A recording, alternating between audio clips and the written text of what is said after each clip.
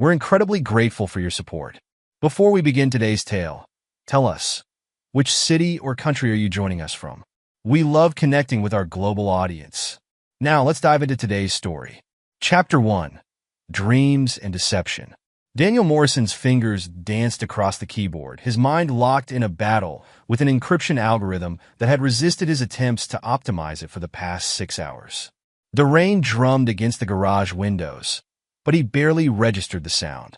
At 34, he'd traded his cushy software engineering position at Tech Giant Corp for this. Endless nights trying to perfect a cybersecurity platform that could change how companies protected their most valuable data. Scattered energy drink cans surrounded his workstation, testament to the countless hours he'd invested in his dream. 3 monitors displayed different aspects of his code, while whiteboards mounted on every available wall space showcased complex network architectures and algorithmic flowcharts. 2 years ago, this garage had been storage space for gardening tools and holiday decorations. Now it housed servers, development equipment, and the remnants of his dwindling savings. The sound of heels clicking on concrete broke his concentration. Madeline Morrison stood in the doorway, her perfectly manicured hand resting on the frame. The contrast between them was stark. Her designer dress probably cost more than all the clothes in Daniel's closet combined. Still playing with your little project? Madeline's voice carried a note of disdain that had become increasingly familiar over the past few months. Daniel's jaw tightened, but his eyes remained fixed on the screen. I've almost cracked the distributed authentication system.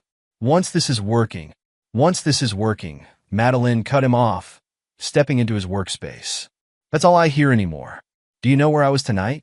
The charity thing, Daniel muttered, trying to hold on to his train of thought.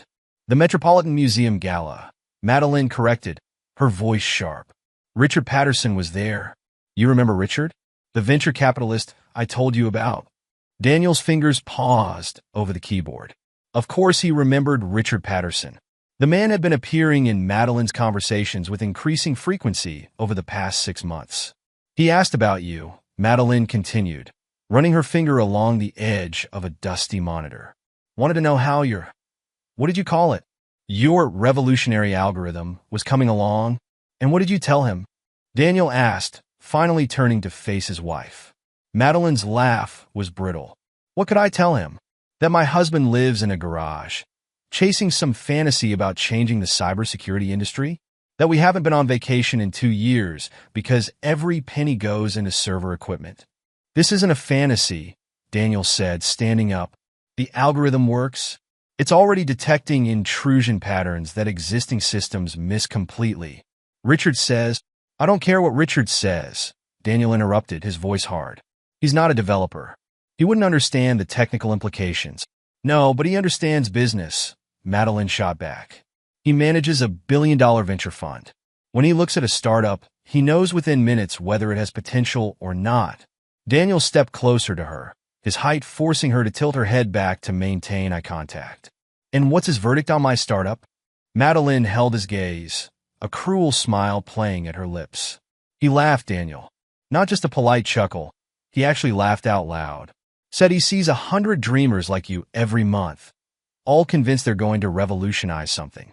The words hit harder than Daniel expected. He turned back to his workstation, his shoulders rigid. You used to believe in this, too. I believed in a dream, Madeline said, her voice softening with mock sympathy. But dreams don't pay bills, Daniel.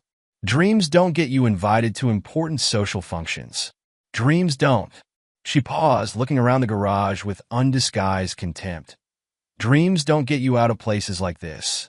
Daniel's hands clenched in a fist beneath his desk.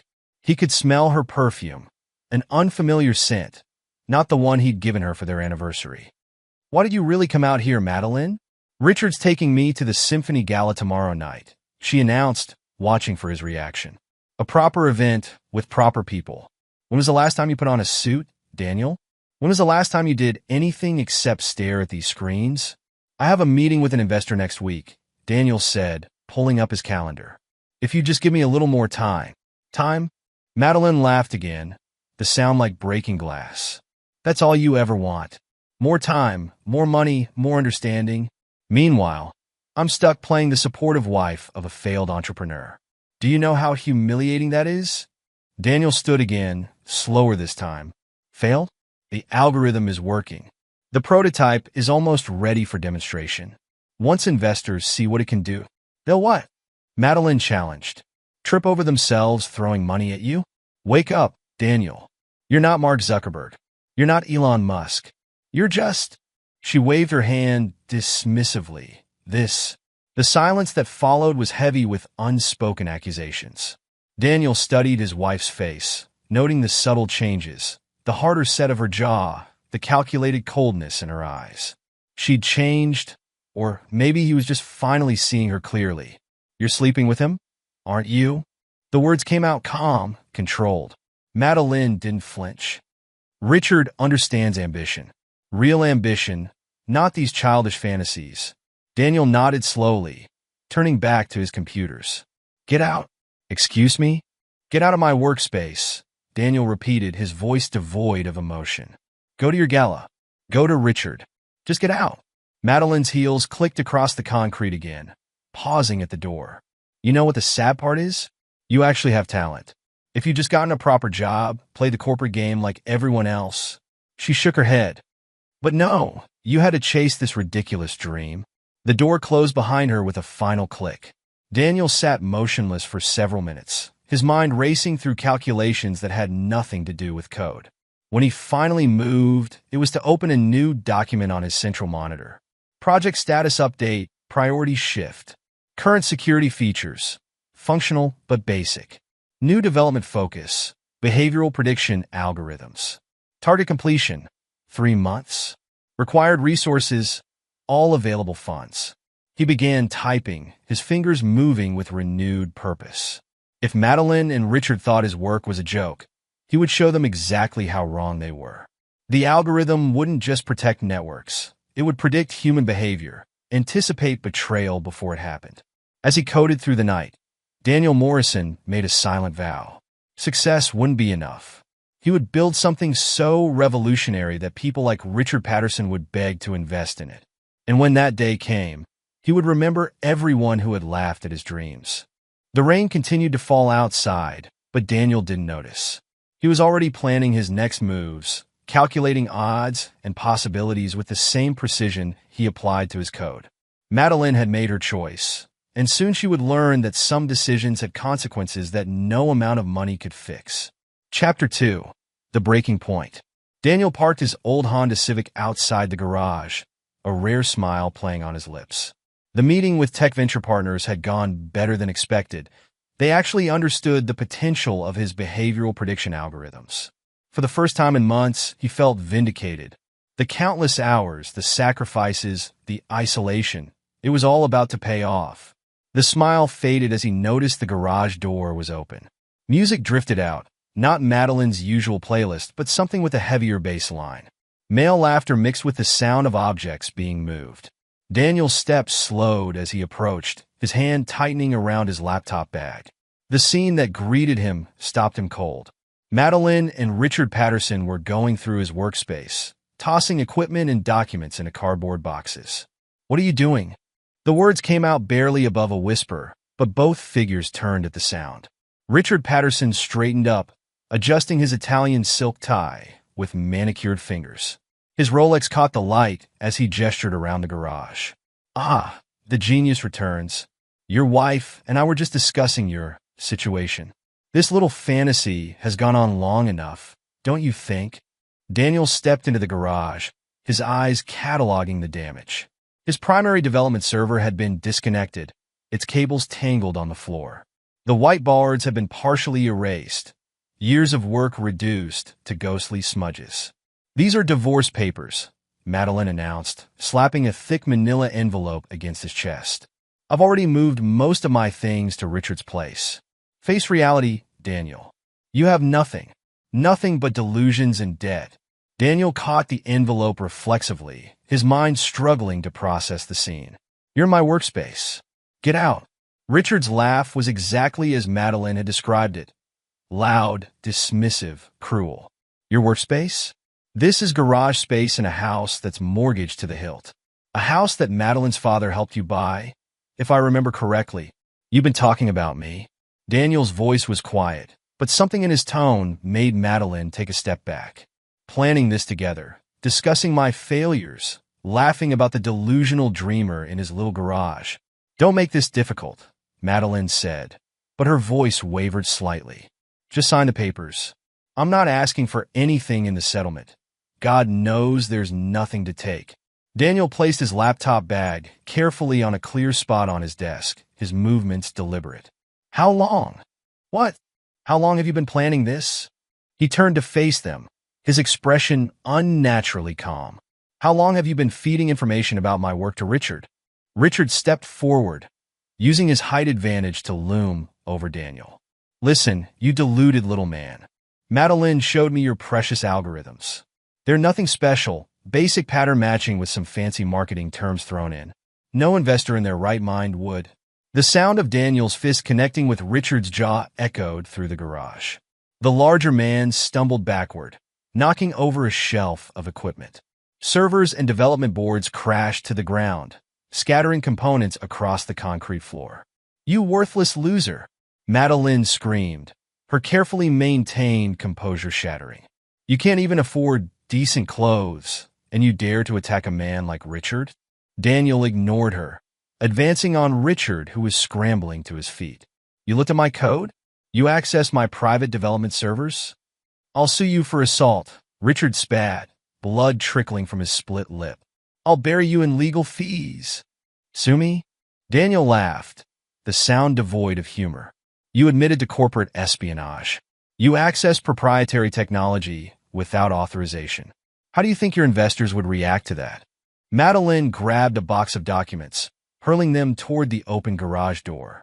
Rain-soaked papers scattered across the driveway, years of notes and diagrams dissolving in the downpour. Just sign the goddamn divorce papers and disappear, she shrieked. I don't want anything in settlement from a man who has zero bank balance.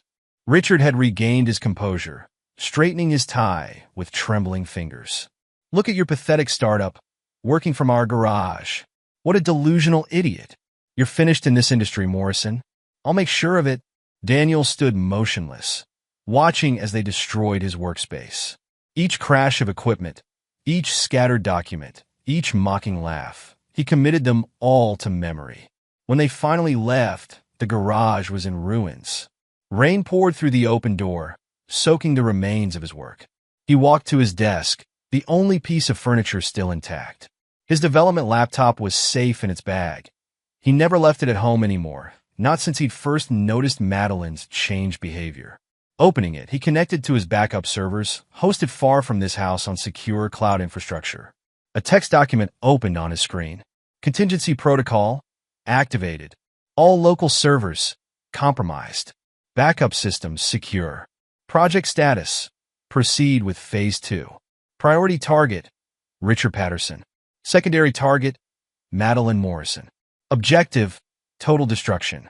Daniel began typing, his fingers moving with mechanical precision. They thought they had destroyed him, but they had only stripped away his last reservations. The algorithm would evolve beyond mere network security. It would become a weapon designed to predict and exploit human weakness. In the ruins of his garage, surrounded by the wreckage of his old life, Daniel Morrison smiled. It wasn't a pleasant expression. It was the smile of a man who had nothing left to lose, and therefore nothing left to fear. The rain continued to fall, washing away the last traces of the man he used to be. In its place, something harder emerged. Someone who understood that true power came from knowing your enemy's weaknesses and having the will to exploit them without mercy. Chapter 3. The Spark of Revolution. Jessica Rodriguez's basement wasn't as sophisticated as his former garage workspace, but it offered something far more valuable: security. The criminal defense attorney had been more than just a college friend. She'd been the first person to truly believe in his vision, even before Madeline. They did you a favor, Jessica said, watching Daniel set up his new development environment. They showed you exactly who they are. Daniel connected another monitor, his movements efficient and purposeful. They showed me more than that. They showed me what the algorithm was missing. Jessica raised an eyebrow, perching on the edge of his new desk. At 40, She carried herself with the confidence of someone who had fought her way up from nothing. Her success as a defense attorney came from understanding how people thought, how they justified their actions. What was it missing? The human element, Daniel replied, pulling up his code repository. I was focused on network patterns, data flows, technical indicators. But the real threat isn't in the technology. It's in the people who use it. Jessica leaned forward, her interest piqued. Explain. Every betrayal leaves a trail, Daniel said, his fingers flying over the keyboard. Changes in behavior, communication patterns, financial transactions. If you can analyze enough data points, you can predict human behavior with the same accuracy as network intrusions. That's ambitious, Jessica said carefully, and potentially very dangerous in the wrong hands. Daniel paused his typing, looking up at her. Like Richard Patterson's hands? He's already tried to access my development servers. He's probably looking for anything he can use or sell, which is exactly why we need to think bigger, Jessica replied, a predatory smile spreading across her face. This isn't just about network security anymore. This is about creating something that can predict and prevent betrayal before it happens. Daniel nodded slowly, his mind racing with possibilities. The algorithm could analyze social media patterns, financial records, communication metadata, all public data, nothing illegal. It could build behavioral profiles, identify potential threats, and protect others from going through what you did, Jessica finished. But you'll need help. Connections. People who understand both the technical and human aspects. I had a promising meeting with tech venture partners before Daniel's voice trailed off. Remembering the day, everything fell apart. Jessica waved her hand dismissively. Forget venture capital for now. You need a different kind of investor, someone who understands revenge. Daniel looked at her sharply. I never said anything about revenge. You didn't have to, Jessica replied, standing up. I've defended enough people to know the look. But here's the thing about revenge. It's best served cold, calculated, and completely legal. She walked to her briefcase, pulling out a business card. Catherine Walsh, former FBI behavioral analyst. She's been looking for exactly this kind of project. Daniel took the card, studying it. Why would an FBI analyst be interested in a startup? Because she understands what technology like this could do in the right hands, Jessica said.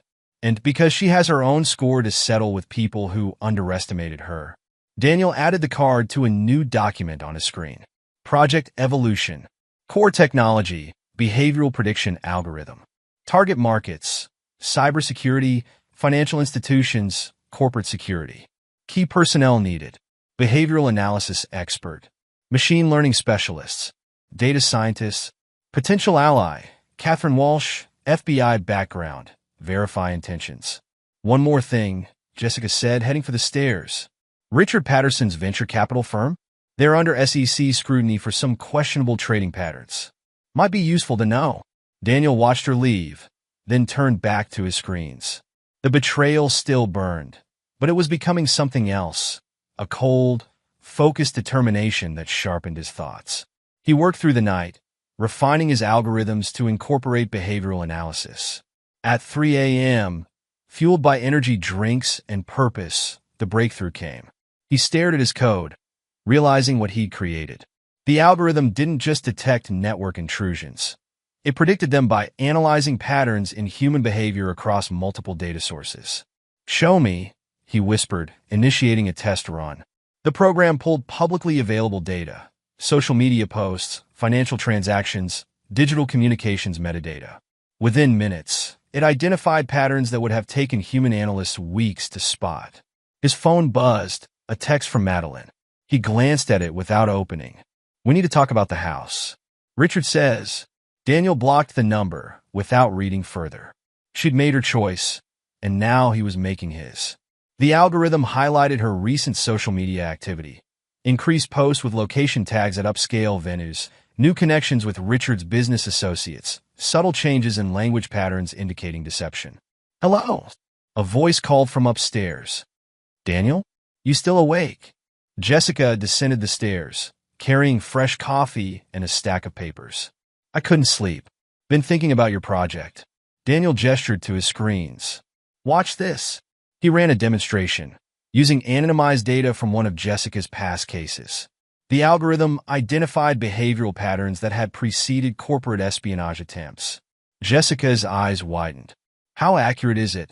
93% in initial tests, Daniel replied. And it's learning, adapting to new patterns. This isn't just about cybersecurity anymore, Jessica said slowly. This could revolutionize risk assessment, threat prediction, corporate intelligence, Daniel added. Identifying potential insider threats before they act. Jessica set down her coffee, her expression turning serious. Daniel, this is bigger than Richard and Madeline. You realize that, right? He nodded, thinking of the investors who'd dismissed him, the corporate executives who'd called his ideas unrealistic. It was never just about them. They just showed me what people are really capable of. We need to move fast, Jessica said. Once word gets out about what you're building, let them come, Daniel interrupted, his voice hard. They thought I was finished. They thought they'd destroyed everything I'd built. He gestured to his screens, where the algorithm continued its analysis. They have no idea what they've actually created. The basement fell silent except for the hum of servers and cooling fans. Daniel's fingers returned to his keyboard, adding new parameters to his behavioral analysis models. Each line of code was another step toward his goal. Not just success, but the kind of power that would ensure no one could ever dismiss or betray him again. Jessica watched him work, recognizing the transformation taking place. The Daniel Morrison who'd worked in his garage, hoping for validation from investors and his wife, was gone. In his place was someone harder, someone who understood that true power came from seeing people for what they really were. Get some rest, she said finally. Tomorrow we start building your team. Daniel nodded without looking away from his screens. In the dark basement, surrounded by humming servers and glowing monitors, he continued his work. The algorithm grew more complex, more powerful, learning to predict human nature. The rain had stopped outside, but Daniel didn't notice. He was already focused on his next steps, calculating probabilities and planning moves that would reshape not just his future, but the entire landscape of power in the tech world. Madeline and Richard had taught him a valuable lesson about human nature. Now it was time to put that knowledge to use. Chapter 4. Unexpected Allies. Catherine Walsh leaned back in her chair, studying the lines of code on Daniel's screen. Her FBI training had taught her to read people as well as data, and what she saw in both fascinated her. You've created something remarkable here, she said, tapping a manicured nail against her coffee cup. But you're only scratching the surface of its potential. Daniel looked up from his workstation in Jessica's basement. How so? Your algorithm doesn't just detect network intrusions. It predicts human behavior patterns that lead to breaches. Catherine's eyes gleamed with intensity. Do you know how many white-collar crimes follow similar patterns? How many corporate betrayals could be prevented if we could spot the signs early enough? Jessica, who had been quietly observing from the corner, straightened. That's why I connected you too. Catherine doesn't just understand behavioral analysis. She understands what drives people to betray trust. Tell me about Richard Patterson, Catherine said, her tone deliberately casual. Daniel's fingers stopped moving across the keyboard. What about him? I've done my research. His venture capital firm has a pattern of targeting promising startups, gathering their intellectual property during due diligence, then either acquiring them at pennies on the dollar or funding competitors. Catherine pulled out a tablet, scrolling through documents. 3 companies in the last year alone, all founders with similar profiles to yours. You're suggesting he planned this from the start? Daniel's voice carried a dangerous edge. I'm suggesting he saw an opportunity and exploited it. Your wife was just a convenient tool. Catherine set down her tablet. But that's not why I'm here. I'm here because your technology could stop people like him before they destroy more lives. Daniel turned to face her fully. You have personal experience with this.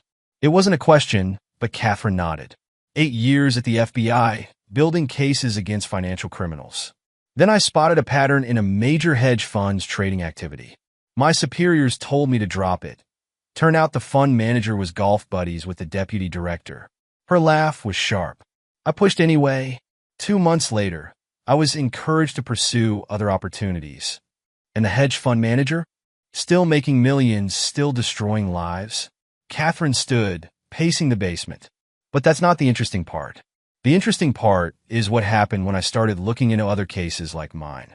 I found Maya Patel, brilliant software architect, passed over for promotion 6 times in favor of less qualified men.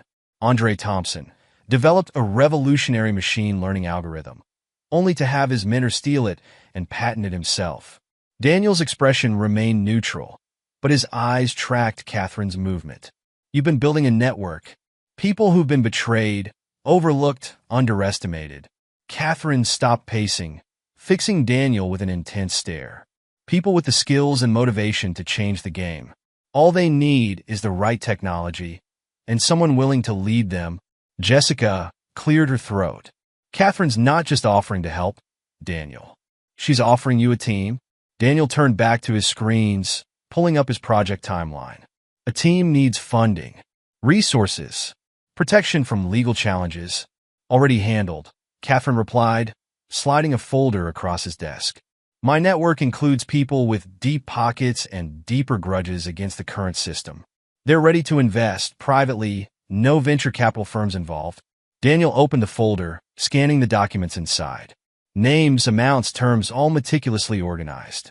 These investors, they understand what we're building isn't just another security product. They understand exactly what you're building. Catherine's smile was predatory. A system that can predict betrayal before it happens. Technology that can identify and neutralize threats before they materialize. Power to ensure no one can do to others what was done to you. Daniel closed the folder, his decision already made. When can they start?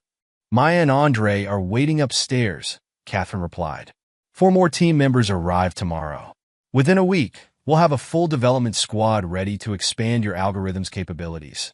And Richard Patterson? Jessica asked quietly. Let him think he won, Daniel said, his voice cold. Let him and Madeline celebrate their victory. Success makes people careless, and careless people leave patterns. Catherine nodded approvingly. My team has already begun background analysis. Financial records, communication patterns, social network connections. Your algorithm will have plenty of data to work with. One condition, Daniel said, standing to face Catherine. Everyone on the team needs to understand this isn't about building a product. This is about creating something that will change the balance of power permanently. Trust me, Catherine replied, extending her hand. Everyone I've selected understands exactly what we're building and why. Daniel shook her hand, sealing the agreement. Within hours, his quiet basement workspace transformed into a hive of activity. Maya Patel arrived with stacks of network architecture diagrams, her quiet demeanor masking a brilliant mind bitter from years of discrimination. Andre Thompson brought advanced machine learning models. Eager to prove his stolen research was just the beginning of his capabilities. The team worked with focused intensity, each member driven by their own experiences of betrayal. They became more than colleagues. They became a family forged in shared determination. Late-night coding sessions turned into strategy meetings. Technical discussions evolved into plans for reshaping entire industries. Meanwhile, across town, Madeline's Instagram filled with photos from exclusive events with Richard. Private jets, champagne brunches, designer shopping sprees. Each post a deliberate display of her newfound luxury. She never noticed the pattern analysis algorithms cataloging her activities, building behavioral models that would prove invaluable later. Richard's venture capital firm continued its aggressive strategy, unaware that each move was being recorded and analyzed. His methods, once successful, would soon become the blueprint for his own destruction. In Jessica's basement, now transformed into a sophisticated development center, Daniel worked alongside his team. The algorithm grew more powerful each day, learning to predict human behavior with uncanny accuracy. But more importantly, it learned to identify vulnerabilities, the kind that could bring down empires built on betrayal. Chapter 5. The Turning Point. The attack hit TechCorp without warning. One moment their systems were functioning normally, the next their entire security infrastructure was compromised. Panic spread through their executive ranks as sensitive data began leaking onto the dark web. Their traditional security measures are useless, Maya reported, monitoring the attack's progress from their new offices. They'd moved from Jessica's basement to a secure facility on the outskirts of the city, funded by Catherine's network of investors. They're trying standard containment protocols, but the attackers are 3 steps ahead. Daniel watched the chaos unfold on multiple screens, his expression unreadable. How long until our algorithm finishes its analysis? For minutes, Andre replied from his workstation. It's already identified the attack patterns and is predicting potential next moves. Catherine entered the room, phone pressed to her ear. TechCorp CEO is desperate. Their stock is plummeting, and their board is threatening to remove him if this isn't contained. Perfect timing, Daniel murmured. Maya, prepare the demonstration package. Andre, get the prediction models ready. The team moved with practiced efficiency. Within minutes, they had compiled a comprehensive report showing not only how to stop the current attack, but how to prevent 2 more that were already in preparation stages. Mr. Morrison? Catherine held out her phone. TechCorp CEO would like to speak with you directly. Daniel took the phone, his voice cool and professional. This is Daniel Morrison. Morrison? Listen, we're in crisis mode here. Your team claims you can help. The CEO's voice carried a mix of desperation and skepticism. We've already analyzed the attack patterns and developed countermeasures, Daniel replied. More importantly, we've identified 2 more planned attacks in their preliminary stages. Would you like me to send you the details of all 3? Silence on the line. Then, how? How could you possibly know about future attacks? Our technology doesn't just respond to threats. It predicts them. Daniel nodded to Maya, who began transmitting data to TechCorp's security team. Watch your secure channel. You'll see our analysis arriving now. The CEO's sharp intake of breath was audible as he reviewed the information. This is beyond anything we've seen. The level of detail, the predictive modeling. How soon can you deploy?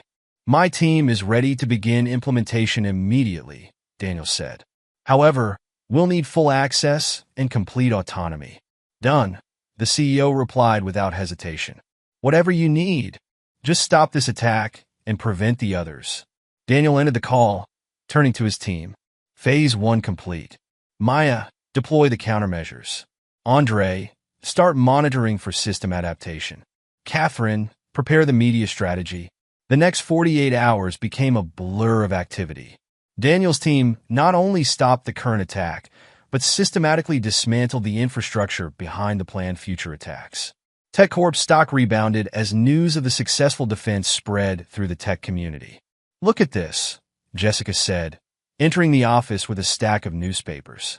You're on front page of the Wall Street Journal. Unknown security firm saves tech giant. The phone's been ringing nonstop with interview requests. Daniel ignored the papers, focusing on his screens where data from multiple corporations scrolled past. The algorithm was learning, growing more sophisticated with each analysis. Companies that had dismissed his ideas months ago were now desperately trying to contact him. Richard Patterson's firm just tried to schedule a meeting, Catherine announced, a hint of amusement in her voice. They don't realize who owns the company. What did you tell them? Maya asked, looking up from her code. Standard response, we're not accepting new investment inquiries at this time. Catherine's smile was razor sharp, though I did make sure to log the call for future reference. 2 weeks later, the team gathered in their conference room to watch Daniel ring the Nasdaq opening bell. The company's IPO had been oversubscribed 20 times over, pushing the valuation past $2 billion. To the future, Jessica declared, popping champagne as Daniel's image appeared on every financial news network. The team celebrated, but Daniel's mind was already moving to the next phase. Success wasn't the goal. It was merely a tool, a means to accumulate the power needed for what would come next. Across town, Madeline's champagne glass slipped from nerveless fingers as she and Richard watched the ceremony. Daniel's face dominated the financial news channels, his story of innovation and perseverance captivating viewers. That's impossible, Richard muttered, recognizing the technology being described. That's the same algorithm he was working on in that garage. The one you said was worthless. Madeline said nothing, her eyes fixed on the screen where Daniel thanked his team and spoke about believing in oneself. He never mentioned her or Richard, but his success was a stark rebuke to their mockery. In his office later that night, Daniel reviewed the data his algorithm had gathered on Richard's firm. Patterns were emerging, weaknesses that could be exploited, vulnerabilities that could be transformed into weapons. The system identified something interesting, Maya reported, bringing up new analytics. Richard's firm has been making increasingly risky investments, trying to maintain their position in the market. They're vulnerable to the right kind of pressure. Daniel nodded, adding the information to his growing strategic framework.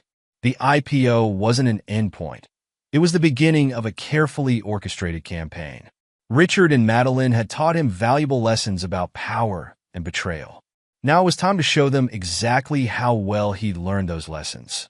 Chapter 6: Power Moves.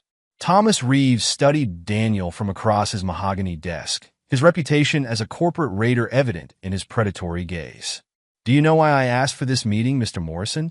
"You recognize a kindred spirit," Daniel replied, meeting the older man's stare without flinching. Thomas's laugh was genuine. Direct. "I like that." He pressed a button on his desk and screens descended from the ceiling, displaying financial data. "Your moves since the IPO have been interesting. Strategic acquisitions, carefully timed market positions. You're not just building a security company. You're assembling the pieces for something bigger. And that interests you?" "What interests me is your real target." Thomas pulled up data on Richard Patterson's venture capital firm. "You're systematically undermining his position in the market. Subtle, elegant. Most people wouldn't notice the pattern. But then, most people haven't spent 40 years studying corporate warfare like I have." Daniel remained silent, waiting. 3 of his major clients mysteriously switched to competitor firms last month, Thomas continued. Properties he was negotiating to acquire were purchased hours before his offers could be submitted. Limited partnership opportunities disappeared just as he was about to close them. He leaned forward. "Your algorithm predicted his moves, didn't it?" "The technology analyzes patterns in public data," Daniel said carefully. "What people do with those predictions is their choice." Thomas's smile widened. "Getting rich is just the first step, son. True power comes from controlling the game itself." He stood, walking to a wall of photographs showing companies he'd acquired and dismantled. "I see myself in you. The same drive, the same understanding of how power really works." "I'm not interested in corporate raiding," Daniel stated. "No, you're interested in something far more sophisticated." Thomas returned to his desk. "You're building a system that can predict and influence human behavior on a massive scale. The security applications are just the surface. The real potential is in shaping markets, controlling information flows, directing human decisions without them even realizing it." Daniel leaned forward slightly. "And you want to help?" "I want to mentor you," Thomas corrected. "Your technical skills combined with my decades of experience in corporate warfare, we could reshape entire industries." He paused, studying Daniel's reaction. "But first, tell me about Richard Patterson. What's your real plan for him?" "Catherine said you'd ask about that." Daniel pulled out his tablet, bringing up detailed analytics. "Richard's firm is already struggling. SEC scrutiny, failed investments, losing clients. But that's not enough. You want to destroy him completely." "I want to make him irrelevant," Daniel corrected. "Him and everyone who thought they could dismiss me as a deluded dreamer in a garage." Thomas nodded approvingly. "The best revenge isn't just about destruction. It's about transformation. Turning your enemy's strengths into weaknesses, their confidence into doubt." He pressed another button, bringing up new data. "I can help you accelerate the process. My network, my influence, combined with your technology's predictive capabilities." "What's your price?" "Price? No, Daniel, this isn't about money." Thomas's expression turned serious. "This is about legacy. I've spent decades accumulating power, but I've never seen anything with the potential of your algorithm. Help me understand it. Let me guide your strategic moves, and I'll help you build something that will change the fundamental nature of power itself." Daniel considered the offer, his mind already calculating probabilities and outcomes. Thomas Reeves wasn't just offering mentorship. He was offering access to decades of accumulated influence and intelligence. "Catherine's team has identified leverage points in Richard's operation," Daniel said finally. "Vulnerabilities that could be exploited with the right pressure applied at the right time." "Show me," Thomas commanded. The screens filled with data as Daniel outlined his strategy. Richard's firm had a pattern of high-risk investments, often betting heavily on specific market sectors. With the right manipulation of public information and careful timing of market moves, those patterns could be turned into traps. Thomas listened intently, occasionally asking sharp questions that revealed his deep understanding of corporate warfare. As Daniel explained each phase of his plan, the older man's expression grew, increasingly pleased. "Brutal but elegant," he declared when Daniel finished. "You're not just attacking his business. You're dismantling his entire way of operating. By the time he realizes what's happening, it will be too late to change course. The algorithm predicts he'll try to pivot to safer investments once the losses start mounting," Daniel explained. "But by then, his investors' confidence will be shaken. Each attempt to recover will only accelerate his decline." "And Madeline?" Thomas asked quietly. Daniel's expression hardened. "She tied her future to Richard's success. Let her share in his failure." Thomas nodded slowly, understanding the cold calculation behind the statement. "You've changed since your garage days, haven't you?" "They showed me what I needed to become," Daniel replied. "Everything since then has just been implementation." The older man stood, extending his hand. "Then let's begin your education in real power. Lesson 1. When you're hunting big game, timing is everything." Daniel shook his hand, sealing their alliance. As he left Thomas's office, his phone buzzed with a message from Catherine. Richard's firm had just lost another major client. The pieces were falling into place, each move bringing him closer to his goal. Over the next weeks, Daniel absorbed Thomas's lessons in corporate strategy like a sponge. They met regularly, analyzing market movements and planning strategic acquisitions. Each move was calculated to strengthen Daniel's position while subtly undermining Richard's operations. "Your latest acquisition," Thomas mused during one of their sessions, the data analytics firm in Boston. "Richard's team spent months doing due diligence on them. And now they're part of our network," Daniel replied, pulling up the acquisition details. "Their technology integrates perfectly with our behavioral prediction models." "More than that," Thomas said, tapping his desk thoughtfully. "You've cut off his access to a key market segment. He can't compete in the AI space without similar capabilities." Catherine entered the office, tablet in hand. "Speaking of competition, Richard's firm just lost 2 more limited partnership deals. Apparently, their risk assessment metrics didn't meet investor requirements. Metrics that were revised last month," Thomas noted with a predatory smile. After our discussion with the Investment Standards Committee, Daniel nodded, remembering how Thomas had guided him through that particular move. No direct action against Richard, just a careful adjustment of industry standards that happened to make his firm's investment strategy look increasingly risky. "Maya's team has something interesting," Catherine continued, pulling up new data. "Richard's trying to arrange emergency financing. He's meeting with potential investors tonight at the Capital Club." "The same club that rejected his membership renewal last week?" Thomas asked innocently. "Unfortunate timing," Daniel replied, his voice neutral but his eyes cold. "I hear the new ownership is quite strict about membership requirements." The new ownership, of course, was one of Daniel's shell companies, though that information wasn't public. Richard would only discover that detail much later, when it was far too late to matter. "Your algorithm predicted this move," Thomas observed. "He's behaving exactly as the models suggested he would." "Humans follow patterns," Catherine explained. "Under pressure, those patterns become more pronounced, more predictable." Daniel stood, walking to the window of his new office suite. Below, San Francisco's financial district bustled with activity. Somewhere out there, Richard Patterson was scrambling to save his crumbling empire, unaware that each desperate move only hastened its collapse. "What about the property acquisition he was planning?" Daniel asked, still looking out at the city. "The one in Palo Alto?" Catherine checked her notes. "Sold this morning." The seller accepted a slightly lower offer from an anonymous buyer. "Anonymous for now," Thomas added. "Once the deed transfer becomes public next week, he'll discover it's owned by one of your subsidiaries." Daniel turned back to face them. "Have Maya's team analyze his next likely moves. I want to be ready when he tries to pivot to new markets." "Already done," Catherine replied. The algorithm predicts 3 potential strategies. We have countermeasures prepared for each scenario. Thomas watched this exchange with approval. Under his mentorship, Daniel had quickly learned the intricate dance of corporate power. Each move appeared legitimate on the surface. Each setback Richard faced seemed like bad luck or poor timing.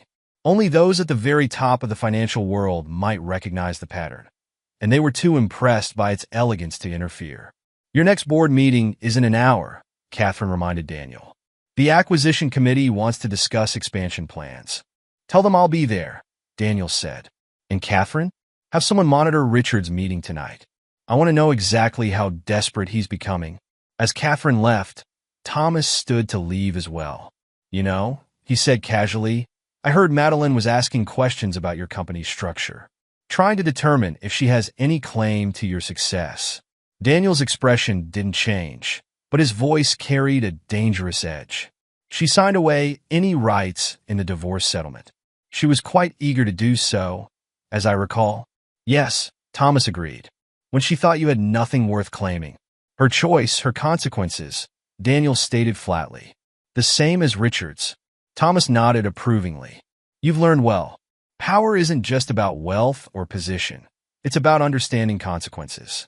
About making others face the results of their choices while keeping your own hands clean. After Thomas left, Daniel returned to his screens. Data flowed across them. Market movements, social media patterns, financial transactions. His algorithm processed it all, learning and adapting, becoming more precise in its predictions. Richard's firm was just the beginning. The technology Daniel had created, combined with Thomas's strategic guidance and Catherine's expertise, had the potential to reshape entire industries. But for now, he focused on the immediate goal, systematically dismantling the man who had mocked his dreams and stolen his wife. The board meeting would start soon. They would discuss acquisitions, expansion plans, market strategy, all the normal business of a rapidly growing tech company. None of them needed to know that each decision, each move, was part of a larger pattern. A pattern designed to demonstrate the true cost of underestimating Daniel Morrison. Chapter 7. The Setup. Maya's fingers flew across her keyboard, fine-tuning the latest iteration of the algorithm's market prediction models. The system's detecting interesting patterns in Richard's trading history. Daniel moved to her workstation, studying the data streams. His company now occupied 3 floors of a prime San Francisco office building, a far cry from Jessica's basement. Show me. Look at these transaction clusters, Maya said, highlighting sections of the analysis. His firm consistently takes positions in specific market sectors, usually with aggressive leverage. The algorithms identified clear behavioral triggers that precede each major investment decision. Andre joined them, bringing up additional data on the main screen. We've expanded the AI's pattern recognition capabilities. It's not just tracking market movements anymore. It's predicting human responses to market conditions with 97% accuracy. What's Richard's current position? Daniel asked, his voice carrying the same cold focus that had become his trademark. Catherine entered the room, tablet in hand. His firm's under increasing pressure. 3 major clients pulled their investments last week. He's trying to maintain appearances, but our analysis shows he's over-leveraged in several positions. And Madeline? Still posting about luxury shopping trips and exclusive events on social media, Catherine replied, pulling up the relevant data. But the frequencies decreased. Our behavioral analysis suggests she's growing concerned about their financial situation. Daniel nodded, scanning the information. Thomas had taught him well. Success wasn't just about making money. It was about controlling the game itself. Each move had been calculated, each setback engineered to appear natural. Sir, Maya interrupted, you should see this. The algorithms detected a new pattern in market data feeds. The screens filled with complex visualizations showing interconnected data points. Daniel studied them intently, recognizing the opportunity they presented. They're desperate for a win. Show me the prediction models. Andre pulled up new analytics. Based on Richard's past behavior and current market conditions, there's an 89% chance he'll attempt a major play in the next 2 weeks. The algorithms identified his most likely targets. Perfect, Daniel said softly. Have the system track all information channels related to those sectors. I want to know exactly what data reaches his analysts. Catherine raised an eyebrow. You're planning to feed him what he wants to see. People believe what they want to believe, Daniel replied, especially when the data confirms their existing biases. The team worked through the night, refining their approach. The algorithm processed vast amounts of public data, identifying subtle patterns that could be used to influence decision-making. Nothing illegal, just careful manipulation of publicly available information. Daniel, Jessica called from the doorway. Thomas is here for your strategy session. The corporate raider had become more than a mentor. He was now a key ally in Daniel's carefully orchestrated campaign. They met in Daniel's private office, surrounded by screens showing real-time market data. Your latest moves have been masterful, Thomas observed. Richard's firm is hemorrhaging clients, but he can't prove any connection to your operations. The algorithm predicts he'll make a desperate play soon, Daniel said, bringing up the analysis. When he does, we'll be ready. Thomas studied the data with practiced eyes. You're not just taking his money, you're dismantling his entire way of operating. By the time he realizes what's happening, it'll be too late to change course. He should have thought of that before he tried to steal my work, Daniel replied, his voice carrying a dangerous edge. And Madeline? She chose her path. Daniel's expression remained neutral, but his eyes hardened. Let her share in the consequences of that choice. Throughout the following weeks, Daniel maintained his public image carefully. He donated generously to educational causes, funded technology programs in underprivileged areas, and became known for giving opportunities to overlooked talent. Each charitable act was genuine, and each one served to highlight the contrast with Richard's increasingly desperate attempts to maintain his lifestyle. Maya's team tracked Richard's firm's movements. Each trade, each investment decision, each attempt to stop the bleeding. All of it fed into the algorithm's learning models, making his predictions more accurate. His latest analyst reports show increasing anxiety, Catherine reported during one strategy session. They're looking for any opportunity to reverse their losses. Then let's give them one, Daniel replied, initiating the next phase of his plan. The algorithm began its work, subtly adjusting the flow of market information reaching Richard's team. Nothing falsified, nothing illegal, just carefully curated data designed to play to their known biases and desperate need for a win. Like a moth to a flame, Thomas observed, watching the plan unfold. They'll convince themselves they've spotted an opportunity no one else has seen. Daniel's team monitored the situation round the clock. Maya's code tracked market movements. Andre's prediction models analyzed behavioral patterns, and Catherine's expertise helped to anticipate human reactions. Each component worked in perfect synchronization, like a complex machine designed for a single purpose. Sir, Maya called out one evening.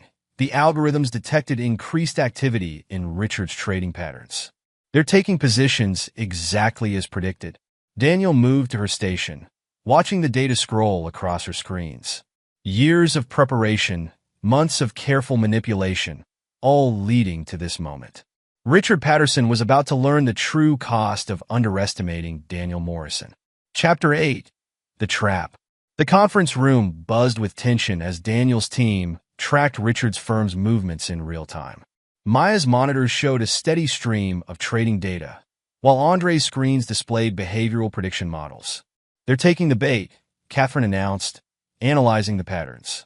Richard's firm just shifted 60% of their remaining capital into the positions we identified. Daniel stood at the head of the table, his expression unreadable. Show me their exposure levels. Andre pulled up detailed analytics. They're leveraged well beyond safe limits. If the market moves as our models predict, when, Daniel corrected coldly. When the market moves, Thomas entered the room, bringing decades of corporate warfare experience to the unfolding operation. Your algorithm's manipulation of public data streams has been flawless. They see exactly what they want to see, a guaranteed opportunity too good to pass up. Catherine's tablet chimed with new alerts. Richard's calling an emergency board meeting. The algorithm predicts he's going to push for an all-in strategy. Of course he is, Thomas said, studying the data. His firm's bleeding out. He needs a big win to restore investor confidence. Daniel moved to the main display, watching as his years of planning reached their culmination. Maya, initiate the final sequence. Andre, prepare the market response models. The team worked with practiced efficiency, each member understanding their role in what was about to unfold. The algorithm processed vast amounts of data, predicting and influencing market movements through completely legal means. Sir, Maya called out, we're detecting increased chatter in financial circles. Other firms are starting to notice Richard's positions. Perfect, Daniel replied. Let them watch. Let them all see what happens when you bet against us. Catherine's voice cut through the tension. Daniel, Madeline's trying to reach you. Third attempt this week. Desperate times, Thomas observed with a predatory smile. She must be feeling the pressure of Richard's declining fortunes. Daniel didn't respond, his attention fixed on the screens where years of planning were about to bear fruit. Richard Patterson had mocked his dreams, tried to steal his work, and thought he could get away with it. Now he would learn the cost of that arrogance. Markets opening in 5 minutes, Andre announced. All systems are primed. The room fell silent as the final seconds ticked down. Daniel's team had orchestrated everything perfectly. The data feeds, the market positions, the behavioral triggers. All legal, all above board, and all designed to exploit the weaknesses in Richard's trading strategy. Here we go, Maya whispered as the markets opened. The first hour brought no obvious changes. Richard's firm maintained their positions, probably congratulating themselves on their foresight. But Daniel's team knew what was coming. Pattern recognition algorithms detecting increased selling pressure in their key sectors, Andre reported. Exactly as predicted, Catherine monitored the behavioral feeds. Richard's analysts are starting to show signs of concern, but he's dismissing their warnings. His ego won't let him admit he might be wrong. The second hour brought the first cracks. Small at first, minor price movements, subtle shifts in market sentiment. Richard's firm could still have pulled back, could have limited their losses. He's doubling down, Maya announced, tracking their trades. Borrowing more capital to maintain their positions. Thomas laughed softly. Pride comes before the fall. He's doing exactly what your algorithm predicted he would. By hour 3, the trap was fully sprung. The markets moved against Richard's positions with increasing momentum. Each attempt to stabilize their losses only made things worse. Sir, Catherine called out, you need to see this. Richard's investors are starting to panic. They're demanding immediate explanations for the firm's strategy. Daniel moved to her station, reading the incoming data. Years of careful planning, months of precise manipulation, all coming together in a symphony of destruction. Maya, show me their total exposure. The numbers appeared on the main screen, telling a story of impending disaster. Richard's firm had bet everything on being right, had leveraged themselves to the breaking point. They're finished, Thomas declared, studying the data. Even if they liquidate everything now, the losses will be catastrophic. Andre's voice cut through the room. Sir, the algorithm's detecting something interesting in their internal communications. Richard's trying to arrange emergency funding, but no one wants to catch a falling knife, Daniel finished. Especially not one that's been so publicly wrong. The rest of the day unfolded like a carefully choreographed performance. Richard's firm tried desperately to stem their losses, but each move only dug them deeper. By closing bell, the damage was beyond repair. Final numbers coming in, Maya reported. Their main fund is down 70%. Most of their investors are demanding immediate withdrawal. Catherine checked her tablet. SEC is already asking questions about their risk management practices. 3 board members have resigned. And Richard? Daniel asked quietly. Calling everyone he knows, trying to arrange bailout funding. Catherine's smile was cold. But your algorithm predicted this. We've spent months quietly warning potential saviors about the firm's problems. No one will touch them now. Thomas placed a hand on Daniel's shoulder. Masterfully done. You didn't just take his money. You destroyed his credibility. In this business, that's a death sentence. Daniel nodded, watching the aftermath unfold on his screens. Richard Patterson had thought he could steal someone else's work and get away with it. He had laughed at the idea that a deluded dreamer could pose any threat to him. Maya, maintain surveillance on their operations. I want to know every move they make as they fall apart. Andre, keep the prediction models running. Show me how they'll try to recover. And Madeline? Catherine asked softly. She tied her fortune to his, Daniel replied, his voice devoid of emotion. Let her share in his fall. The team worked late into the night, monitoring the chaos they'd created. Richard's firm was imploding, its reputation in tatters, its future destroyed. And through it all, Daniel Morrison watched with the cold satisfaction of a man who had waited years for this moment. This wasn't just revenge, it was justice, served in technological sophistication.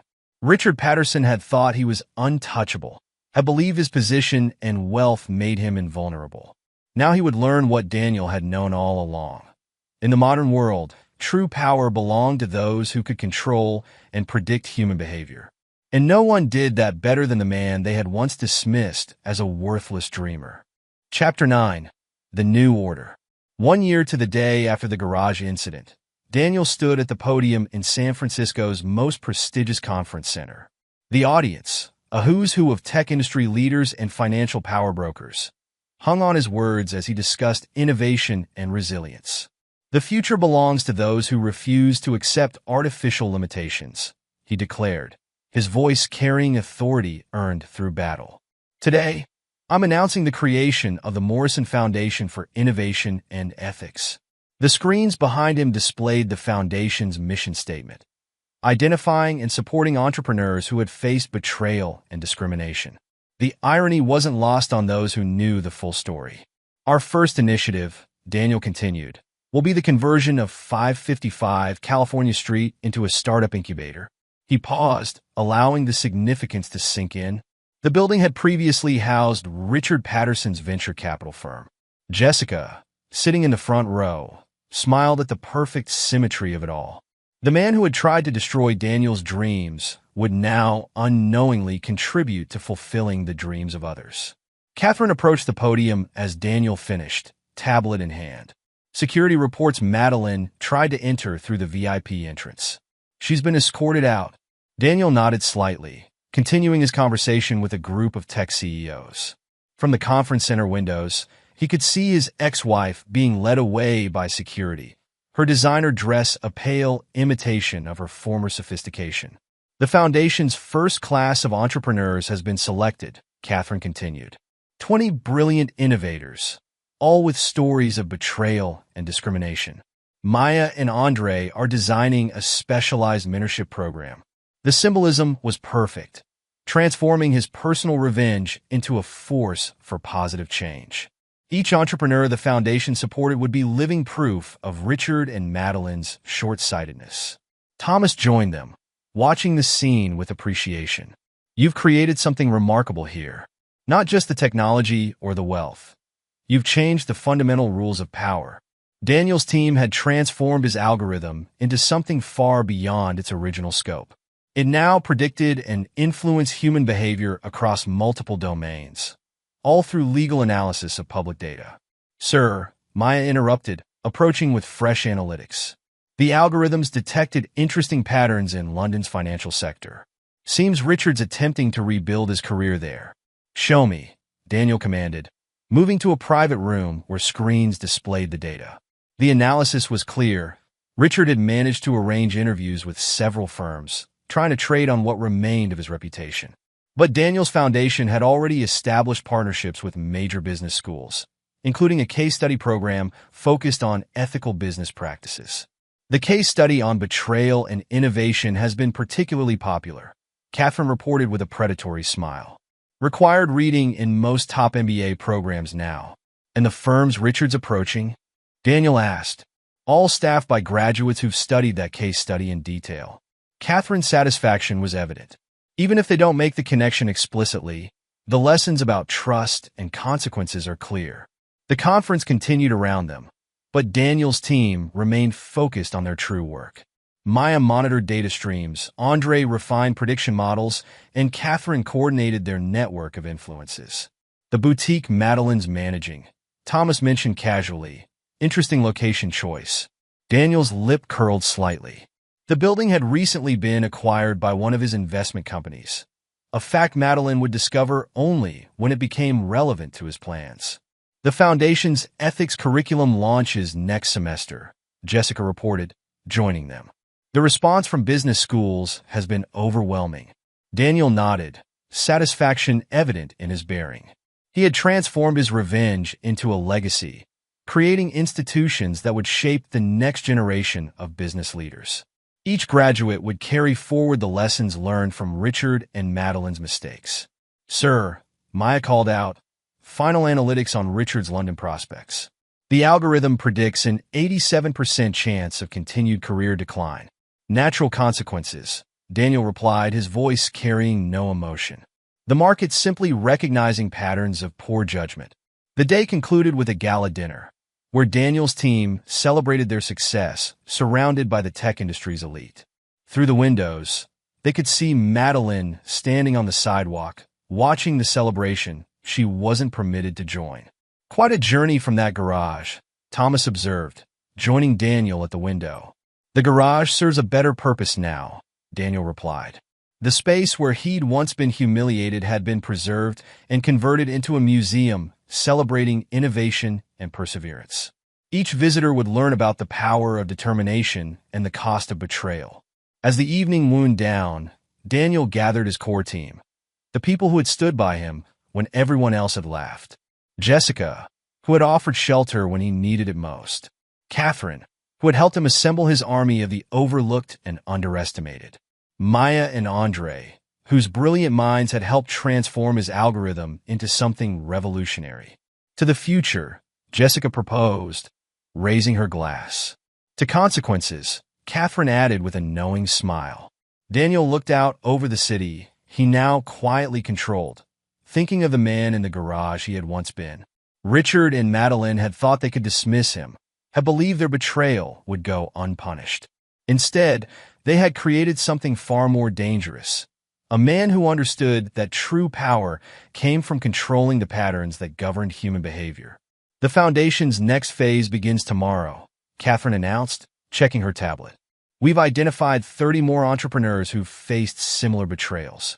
Each one a reminder, Thomas added, of the price of underestimating those they thought they could dismiss. Daniel moved away from the window, addressing his team. Expand the algorithm's reach. I want predictive models for entire market sectors. Show me patterns nobody else can see. Maya nodded, already formulating new code structures. We'll need to enhance the behavioral analysis components. Done, Andre replied. I've been working on advanced pattern recognition modules.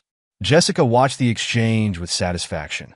The small team that had started in her basement had grown into something unprecedented, a force that could reshape industries while maintaining perfect deniability.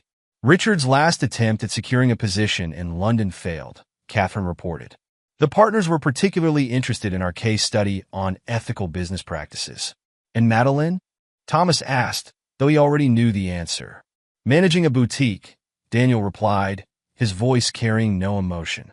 In a building that will serve a different purpose once our retail sector initiatives begin. The message was clear to everyone who knew the truth. Success wasn't just about wealth or power. It was about creating systems that ensured justice would always be served, even if it took years to manifest. To the next phase, Daniel proposed, raising his glass. His team joined the toast, each understanding their role in what was to come. They had transformed personal revenge into something larger, a mechanism for reshaping the business world in their image. The garage where Daniel had once been humiliated now stood as a monument, teaching future generations about perseverance and consequences. Richard and Madeline had thought they were destroying a dreamer's delusions. Instead, they had helped create an architect of a new order. Daniel Morrison looked out over his empire, built not just on success, but on the precise calculation of human behavior. He had shown the world that true power didn't come from wealth or position. It came from understanding the patterns that governed human nature and having the will to use that knowledge without mercy. The price of betrayal, as his enemies had learned, wasn't paid in a single moment, but in 1,000 carefully orchestrated defeats. And Daniel? He had transformed revenge into revolution, creating a legacy that would ensure no one else would suffer as he had, and that no betrayal would go unpunished. Epilogue, 5 years later. Daniel Morrison stood at the window of his penthouse office, surveying the San Francisco skyline that had changed dramatically under his influence. His company, Morrison Technologies, now occupied an entire complex of buildings, its reach extending far beyond mere cybersecurity. The latest market analysis is ready, Maya announced, entering his office. Now the company's chief technology officer, she had transformed from an overlooked programmer into one of Silicon Valley's most respected technical leaders. The algorithm's predictions continue to exceed expectations. Daniel turned from the window. "Show me." Maya brought up holographic displays, a technology Morrison Tech had pioneered. "We're detecting patterns across multiple sectors. The system can now predict market movements 6 months in advance with 98% accuracy. And our special projects?" Maya's smile matched his own in its predatory quality. Richard Patterson's latest venture in Dubai just collapsed. As predicted, his attempts to rebuild his reputation only provided more opportunities for failure. The past 5 years had seen Daniel's revenge evolve into something far more sophisticated than simple destruction. Richard's life had become an object lesson in consequences, each attempted recovery engineered to fail in ways that reinforced his original mistakes. His last investor meeting was particularly interesting, Catherine added, joining them. As head of strategic operations, she had expanded their behavioral prediction capabilities far beyond their original scope. The algorithm predicted he would attempt to blame market conditions for his failures. His potential backers had already received our latest case study on recognizing patterns of poor judgment. Daniel nodded, satisfaction evident in his bearing. "And Madeline?" "Still managing that boutique," Catherine replied, pulling up surveillance data. "Though she's about to discover that the building has been sold for redevelopment. The new owner, one of our subsidiaries, plans to convert it into a technology training center for underprivileged youth." The irony wasn't lost on any of them. The space where Madeline had found temporary refuge would become another monument to Daniel's success and her failure. "The Morrison Foundation's latest numbers are impressive," Jessica reported, entering with fresh analytics. As foundation director, she had transformed Daniel's vision of justice into a global force for change. "We've launched 50 new entrepreneurs this year alone, each with a story of betrayal turned to triumph." Thomas Reeves, now semi-retired but still a key advisor, studied the data with approval. "You've created something remarkable here, Daniel. Not just a company or a foundation. You've reshaped how power itself operates in the modern world." Andre, their head of AI development, pulled up new visualizations. "The algorithm's latest iteration can predict individual career trajectories with unprecedented accuracy. We can identify potential betrayals before they happen." Speaking of predictions, Catherine interjected, "Richard's attempting to secure a teaching position at a business school in Singapore." Daniel's expression remained neutral, but his eyes glinted. "Ensure the dean receives our latest curriculum materials." The team understood implicitly. Richard's application would fail, but in a way that appeared entirely natural, just another consequence of his past choices. "The Garage Museum had record attendance this quarter," Jessica added. "The exhibit on innovation through adversity has become a mandatory stop for tech industry tours." Daniel moved to his desk, activating more holographic displays. The garage where he had once been humiliated had been preserved exactly as it was the day of his confrontation with Richard and Madeline. But now it served as the centerpiece of a larger narrative about perseverance and justice. "Show me the foundation's next candidates," he commanded. Maya brought up profiles of entrepreneurs who had faced betrayal and discrimination. Each one had been carefully selected not just for their potential, but for how their stories would contribute to the larger pattern Daniel was creating.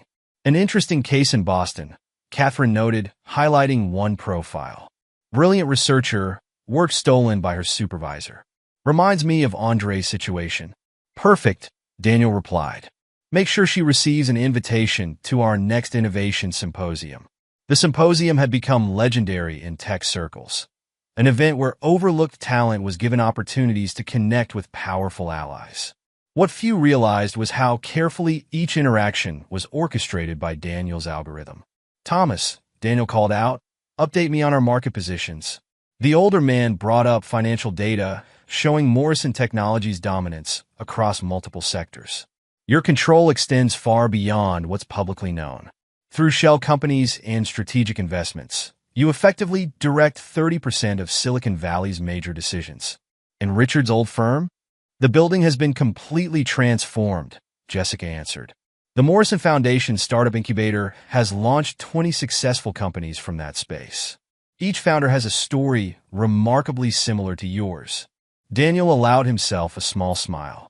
The symmetry was perfect. Where Richard had once destroyed dreams, new innovators now built their futures. Maya, show me the personal tracking data. New displays appeared, showing detailed analytics of both Richard and Madeline's lives. Not through illegal surveillance, but through the algorithm's analysis of public data patterns. Richard's financial situation continues to deteriorate, Maya reported. His attempts to secure investment in Dubai failed spectacularly. The algorithm predicts he'll try to write a memoir next, a desperate attempt to reframe his failures as learning experiences. Ensure publishers receive our comprehensive case study on failed leadership, Daniel instructed, particularly the chapter on recognizing self-deception in business narratives. Catherine made notes, already anticipating how they would ensure Richard's story reached the right people at the right time, all while maintaining perfect deniability. Madeline attempted to contact the foundation again, Jessica mentioned. She's presenting herself as a potential mentor for female entrepreneurs. Daniel's laugh held no humor. Direct her application to our ethics committee. Let them explain why her documented history makes her unsuitable for mentorship roles. The team appreciated the elegance of it all. Each rejection, each setback their targets faced appeared completely natural. The predictable consequences of past choices rather than orchestrated revenge. The algorithm's predicting some interesting market movements next quarter, Andre noted, bringing up new projections. Several sectors where Richards tried to rebuild show particular vulnerability. Ensure our position takes advantage of those predictions, Daniel commanded, and make sure the analysis reaches appropriate investment circles. Thomas nodded approvingly. The beauty of it is how natural it all appears. Richard's failures seem to be entirely his own doing, which in a way they are. The algorithm merely predicts and slightly nudges events toward their most probable outcome. The Foundation's next project should interest you, Jessica said, pulling up new plans. We're establishing a research center focused on ethical technology development. The location? The building where Richard first attempted to steal your work. Daniel studied the plans with satisfaction. Each move in his grand strategy served multiple purposes, advancing his business interests while ensuring his enemies faced constant reminders of their mistakes. Update me on the algorithm's development, he requested. Maya and Andre shared a look before bringing up new technical specifications. We've expanded its predictive capabilities beyond market behavior, Maya explained. It can now identify potential betrayals in any organizational structure, allowing preemptive action. Several major corporations have already implemented our loyalty analysis tools, Andre added. They don't realize the full scope of what they're using, of course. Catherine brought up surveillance feeds showing the boutique where Madeline worked. The redevelopment notice goes out next week. The algorithm predicts she'll attempt to leverage old social connections to find a new position. Those connections no longer exist, Daniel stated flatly. Ensure our social pattern analysis reaches potential employers. The team understood. Madeline would discover that her past choices had consequences far beyond her failed marriage. Each attempt to rebuild her life would run into carefully constructed barriers, all appearing to be natural results of her own actions. The museum's new wing opens next month, Jessica reported. The exhibit on digital ethics and innovation features a detailed exploration of how betrayal in the tech industry often leads to long-term failure. Richard's career serves as an anonymous case study, Thomas added with a predatory smile. His pattern of behaviors, decisions, and their inevitable consequences, all presented as an objective analysis of poor business judgment. Daniel moved back to the window, surveying his domain. In 5 years, he had transformed personal revenge into a systematic reformation of how power operated in the business world. His algorithm didn't just predict behavior. It shaped it, creating patterns that ensured justice would always be served. Maya, initiate the next phase, he commanded. I want the system's influence expanded to new sectors. Already in progress, she replied. The algorithm's learning capabilities have evolved beyond our initial projections. It now recognizes patterns we never programmed it to detect. Catherine checked her tablet. Richard's latest loan application was denied. The algorithm predicted this would trigger another attempt to contact his old network. A network that no longer exists, Thomas observed. It's remarkable how quickly people distance themselves from patterns of failure. Jessica brought up news feeds showing the Foundation's latest successes. Your story has become legend in tech circles. The Garage Museum hosts daily tours, each visitor learning about the price of underestimating driven individuals. Daniel nodded, satisfaction evident in his bearing. Show me the next generation. Displays filled with profiles of promising innovators, each chosen by the algorithm for their potential and their experiences with betrayal. The Morrison Foundation would provide them opportunities, while the system ensured those who had wronged them faced natural consequences. We've identified a pattern in failed executives' attempts to rebuild their careers, Andre reported. The algorithm now predicts their likely moves with 99% accuracy. Like a chess game where we can see 20 moves ahead, Thomas added. While they still think they're playing checkers. The team worked late into the night, each member understanding their role in maintaining and expanding Daniel's vision. They had transformed revenge into revolution, creating systems that ensured justice would be served not through direct action, but through the inevitable consequences of choices. Richard Patterson, once a powerful venture capitalist, now served as a cautionary tale in business schools worldwide. His attempts to rebuild his career provided constant opportunities to reinforce the lessons about betrayal and consequence. Madeline, who had once mocked Daniel's dreams, found herself trapped in an existence that was comfortable enough to be endurable, but far below her previous status. Each attempt to reclaim her former life met with polite but firm rejection. And Daniel? He had transcended mere revenge, creating something far more powerful. His algorithm didn't just predict the future, it shaped it, ensuring that patterns of betrayal would always lead to patterns of justice. The garage where his enemies had once humiliated him now stood as a monument, teaching future generations that true power came not from wealth or position, but from understanding and controlling the patterns that governed human behavior. 5 years had transformed a personal vendetta into a revolution in how power operated in the modern world. And somewhere in London, Singapore, and Dubai, those who had thought they could destroy Daniel Morrison's dreams were learning that their own dreams would forever remain just out of reach, not through any direct action, but through the natural consequences of their own choices. And there you have it. Another story comes to an end. What did you think? I'd love to hear your thoughts in the comments below. If you enjoy this story, consider joining our community by subscribing. It means the world to us. For more stories like this one, check out the recommended videos on screen. And I'll see you there.